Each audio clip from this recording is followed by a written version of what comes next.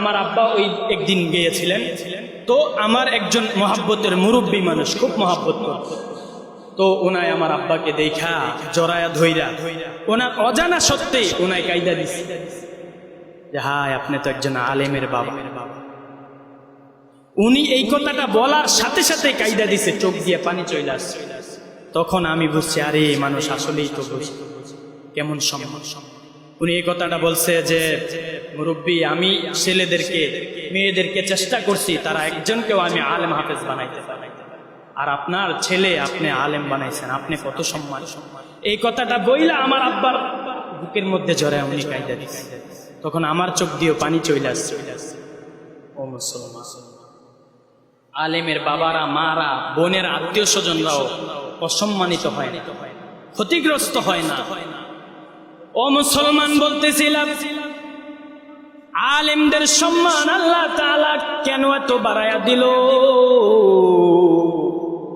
যদিও মানুষ আজকে তারা তুচ্ছ মনে করে আলেমদেরকে, আরে হুজুর শেষ। এ মুসলমান, কিয়ামতের কঠিন ময়দানে জান্নাতীরা যখন জান্নাতের মধ্যে চলে যাইবে, জাহান্নামীরা যখন জাহান্নামের মধ্যে চলে যাইবে, ওই দিন কাল কিয়ামতের কঠিন ময়দানে হাফেজে কোরআন এবং আলেমকে আল্লাহ ডাক দেয়া বলবে, হাফেজে কোরআন রে, তুমি সুপারিশ করতে থাকো, তোমার বংশের লোকদেরকে সুপারিশ করতে থাকো। সুপারিশ করে করে একজন দুইজন নয়, 10 জনকে তুমি জান্নাতের মধ্যে নিয়ে যাও। ও মুসলমান, কোন 10 জন? সাধারণ 10 জন নয়। আল্লাহর নবী বলেন উম্মত, কোন 10 জন?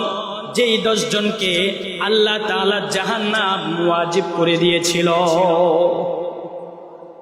যারা জাহান্নাম ওয়াজিব হয়ে গেছিল কিয়ামতের ময়দানে, এমন ওয়াজিব হওয়া জাহান্নামী 10 জনকে হাফেজে কোরআন সুপারিশ করে তাদেরকে জান্নাতে নিয়ে যাবে। সুবহানাল্লাহ। এ মুসলমান, তাহলে একজন আলেম কি করবে? আলেমের বেলায় কোনো সম্মান, কোনো সংখ্যা নাই, কোনো নির্ধারিত সংখ্যা নাই।